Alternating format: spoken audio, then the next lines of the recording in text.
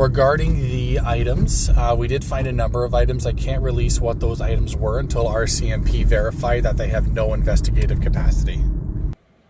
That's Nick Oldreeve, who I recently reached out, and I asked him a couple of questions regarding the search that they did recently last week for the missing siblings, Lilly and Jack Sullivan, who disappeared from their Lansdowne, Nova Scotia home on May the 2nd.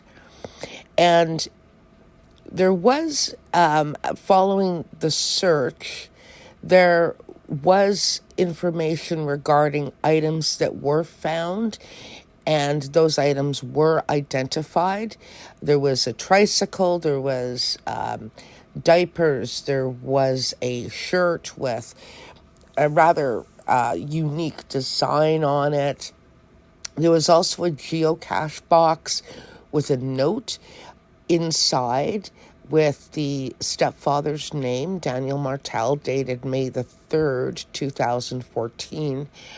All of the items that were identified were not deemed to be relevant to the case by the RCMP.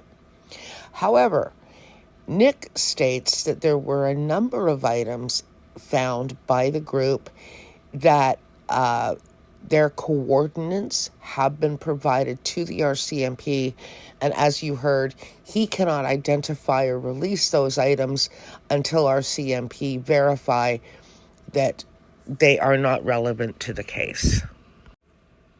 I also asked Nick a couple of other questions, one regarding the cadaver dogs, as well also two about whether or not he would be returning to Nova Scotia before 2026, and what their plans are, in fact, regarding any further searches for Lilly and Jack Sullivan, as well as his gut instinct.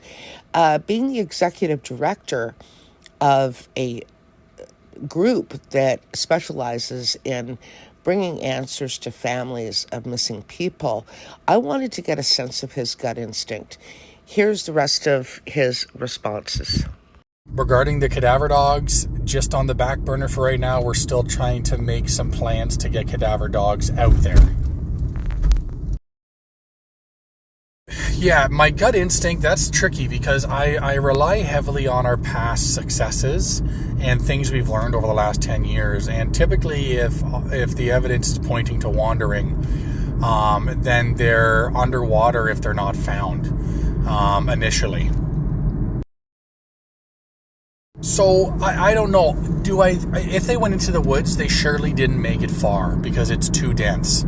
They likely would have stuck to a trail, and it maybe just went off the trail slightly, whatever trail they were on, and that's likely where they are.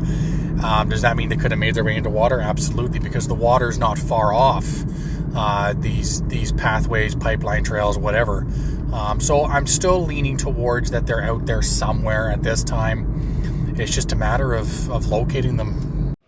If you are following the Lilly and Jack Sullivan case out of Nova Scotia, please do follow me. And if you're over on TikTok, please subscribe over there. And subscription in YouTube is free. There's no charge. There's a small charge over on TikTok. And it simply supports the work that I do, both on TikTok and YouTube.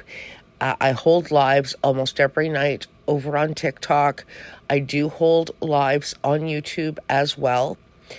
I absolutely appreciate all of the support that my regular subscribers and followers on both channels provide to me on a consistent and regular basis. I could not do this without you guys.